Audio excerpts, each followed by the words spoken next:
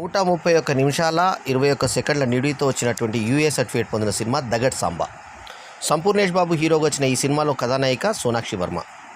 ఇక ఈ సినిమాకి కథ, మాటలు, పాటలు, దర్శకత్వం, దర్శకుడు వచ్చేసి ఎన్ఆర్ రెడ్డి, నిర్మాత ఆర్ఆర్, ఇక సినిమాటోగ్రఫీ వచ్చేసి ముజీర్ మాలిక్, ఇక అట్లాగే ఈ సినిమాకి ఎడిటర్ వచ్చి కేఏవై పాపారావు, సంగీతం వచ్చి డేవిడ్ జీ. ఇక ఈ సినిమా కథా కావిష్లు ఏంటంటే మహబూబ్ బాషా మరియు సంపూర్ణేష్ బాబు ఇద్దరు పాత్రల పేర్లేమో పీకే మహబూబ్ బాషా, ఇతనేమో దగడ్ సాంబా టైటిల్ రోల్. వీళ్ళు ఒక ఇల్లు అన్వేషణలో వెళ్తూ ఒక ఇంటికి వస్తారు. ఆ ఇంట్లో జ్యోతి, ఆ తర్వాత ఆమెకి ఇద్దరు కూతుర్లు, సోనాక్షి వర్మ కూతురు, ఇంకొక హీరోయిన్ ఒక కూతురు ఉంటారు. జబర్దస్త్ అప్పారావు ఆమె భర్త. ఈ రకంగా వాళ్ళ ఫ్యామిలీ ఉంటుంది. చలాకి చంటి అక్కడ ఆల్రెడీ టెనెంటు, అతనితో పాటు ఇంకో కొత్త నటుడు ఇంకో టెనెంట్ ఉంటారు అక్కడ. సో ఆ ఇంట్లో ఉన్న తర్వాత వీళ్ళు వాళ్ళ కూతురికి ట్యూషన్ చెప్తూ ఉంటాడు, పాటలు, ఫైట్లు, ఇలాగే ఒక మౌస కమర్షియల్ సినిమా లాగా నడుస్తూ ఉన్నటువంటి ఇన్ఫెక్ట్ టెస్ట్ ఏంటంటే ఈ వ్యక్తులు నిజంగా మనుషుల దయ్యాల అనే దాని మీద ట్విస్ట్. ఆ తర్వాత వీళ్ళు ఎందుకు ఈ రకంగా దయ్యాలాగా ప్రవర్తించారు అన్నది ఒక కొత్త కొను ఇప్పటిదాకా ఎవరు టచ్ చేయని ఒక పాయింట్ని రెడీ టచ్ చేశాడు ఈ సినిమాలో.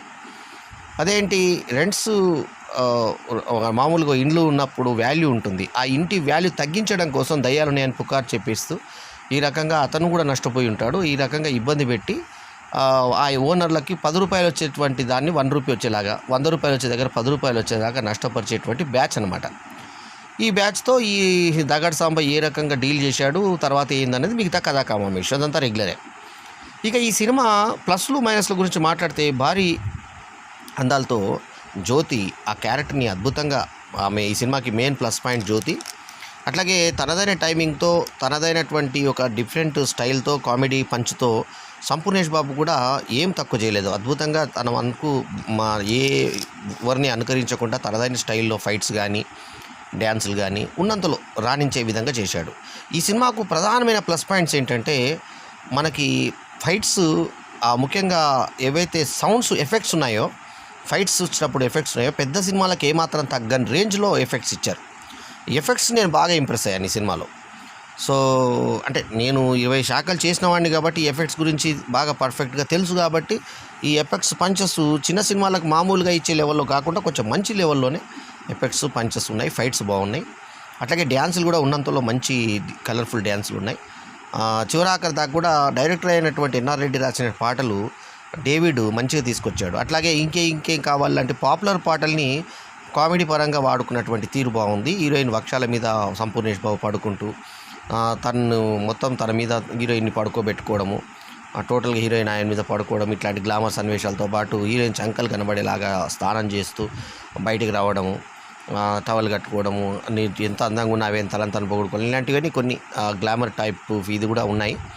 అట్లాగే జ్యోతి కొంచెము రెగ్యులర్ కవిచ్చినట్టు వీళ్ళతోటి బ్యాచిలర్స్తో మాట్లాడినట్టుగా మాట్లాడడము, ఇవన్నీ కూడా ఉన్నాయి.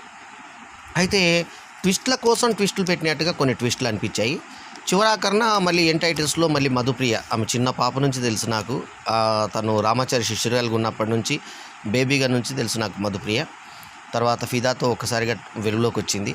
మరి సినిమాలో దగడ్ సాంబా అనే టైటిల్ సాంగ్ని ఎండ్లో ఆమె పాడుతున్నటువంటి హుషార్ సాంగ్ చివరాఖరి టైటిల్స్ వరకు కూడా మనం చూసేలాగా చేస్తుంది. పిక్చర్లో మైనస్లు ప్లస్లు అన్నీ ఉన్నాయి. కాకపోతే ఉన్నంతలో ప్లస్లు ఏంటంటే ఫైట్స్, తర్వాత డ్యాన్సులు, పాటలు బాగున్నాయి ఈ సినిమాలో. సంపూర్ణేష్ బాబు నటన కూడా మనకి కన్విన్స్ చేస్తుంది. అట్లాగే జబర్దస్త్ అప్పారావు కూడా తనకి ఇచ్చిన పాత్ర మేరకు బాగా చేశాడు. చంటి ఎప్పట్లాగానే బాగా మంచి క్యారెక్టర్ చేశాడు. అట్లాగే మహబూబ్ బాషా పీకేగా, అంటే పవన్ కళ్యాణ్ అంటే కాదంటాడు, అది వేరే రకంగా పేరు చెప్తాడు. పప్పు అనే పప్పును కూడా ఫఫ్ఫు అని పలుకుతాడు. అది కొంచెం కామెడీగా బిట్టు, అతని పక్కన హీరోయిన్, అదంతా పద్ధతిగా ఒకటి జాగుతుంది. తర్వాత వీళ్ళు దయ్యాలని తెలిసిన తర్వాత ఈ రకంగా ఉంటుంది. ఫిష్ వెంకట్ కామెడీ, అతను పోలీసా కాదా, దొంగ పోలీసా, ఏం పోలీసు, వేషం పోలీసా, అనేది ఒక సినిమాలు చూసిన తర్వాత మీరు ఆనందిస్తారు. సో దగడ్ సాంబా ఒక కామన్ థర్డ్ క్లాస్ అంటే బీ క్లాస్, సి క్లాస్ సెంటర్స్కి అప్పట్లో సినిమాలు వచ్చేవి, ఏ క్లాస్ సెంటర్ కాకుండా. అట్లాంటి బీసీ సెంటర్లకు మాత్రం పక్కగా పనికొచ్చే సినిమా అని నేను చెప్తాను. బాగుంది. ఓ డిఫరెంట్ పాయింట్ తీసుకున్నారు. ధరలు తగ్గించడానికి దయ్యంలో ఉన్నది అని చెప్పేటటువంటి పాయింట్ గతంలో వచ్చినా కూడా పూర్తి స్థాయిలో కొత్త రకంగా పందాలు తీసుకొని తనదైన శైలిలో ఎన్ఆర్ రెడ్డి హెచ్చరిక ఇచ్చిన విధానము బాగుంది. సో ఓవరాల్గా దగడ్ సాంబా కమర్షియల్గా ఇప్పుడు మనం పెట్టే టికెట్కి ఓకే, టికెట్ రేట్ కూడా ఇది 150 రూపాయలే పెట్టారు. పెద్ద మల్టీప్లెక్స్లు కూడా పెద్ద ఎక్కువ అమౌంట్ పెట్టలేదు కాబట్టి మరీ 400 పెట్టి బాధే పెద్ద సినిమాల మీద బెటర్ అనిపించింది సినిమా. సో మంచి టికెట్ రేటే. సో మల్టీప్లెక్స్లో 150 రూపాయలు, సంధ్య అటువంటి థియేటర్లో 12 రూపాయలే పెట్టారు, 112 రూపాయలు. సో ఈ టికెట్ విధానం కూడా ఈ సినిమాకి కొంతవరకు యాడ్ అయిందని చెప్పాలి.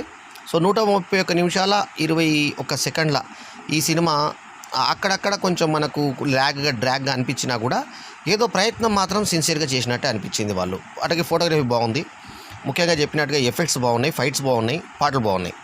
ఇంకా కథనాల విషయాలకు వచ్చేస్తే కొంచెం స్క్రిప్ట్ కొంచెం స్లో ఉంది, నరేషన్ అంతా స్లో ఉంది.